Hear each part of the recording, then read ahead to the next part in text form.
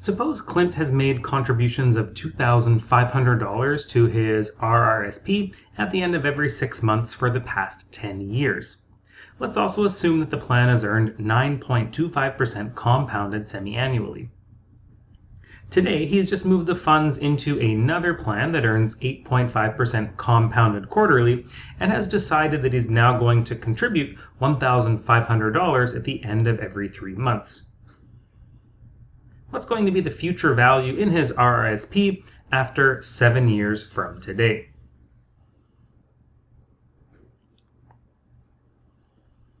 Let's try to draw a simple time diagram to better understand the situation.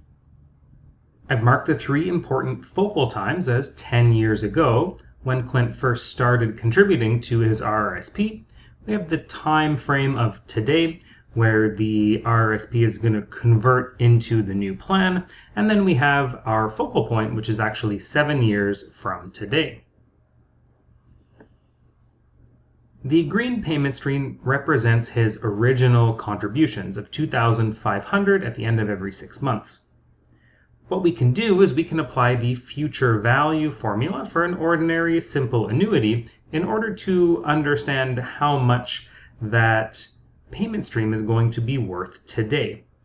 However, that's not going to give us the fair market value at the focal point that we want. We actually want the fair market value of this 7 years from today. So we will have to go through an extra step here, and we are going to have to use the future value formula for compound interest in order to find the fair market value of the original payment stream 7 years from today. Next up, we have the $1,500 contributions happening at the end of every 3 months starting today.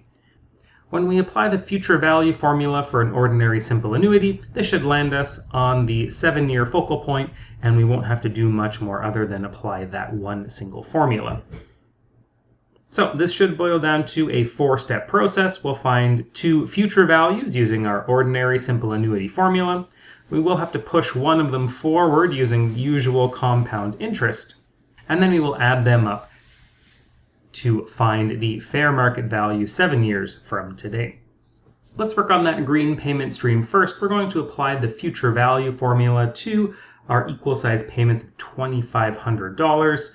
Here we know the interest rate is 9.25% compounded semi-annually, and since we have semi-annual payments and the payment stream lasts for 10 years, we multiply the 2 and the 10 together in order to get n is equal to 20. Simplifying this expression, we should obtain $79,463.29. In step 2, we're going to try to find the future value using this usual compound interest formula. So let's take our 79,463.29 and let's multiply it by 1 plus I to the n.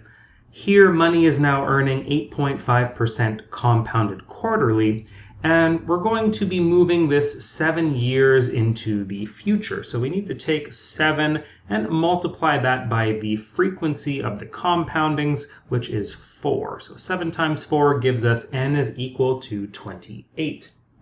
And simplifying this expression, we get $143,174.11. In our next step, we're going to focus on the red payment stream, which involves our equal size payments of $1,500. We know that the interest rate has changed to 8.5% compounded quarterly.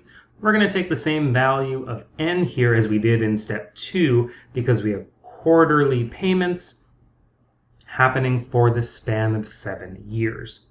And when we simplify this expression, we should get $56,595.12.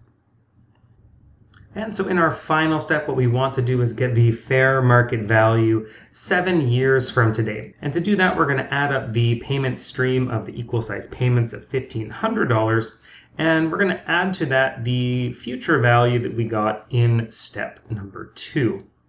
Adding up the future values we obtained in step 2 and step 3 gives us $199,700 $69.23. So this is the future value that we would expect to see in our account 7 years from today.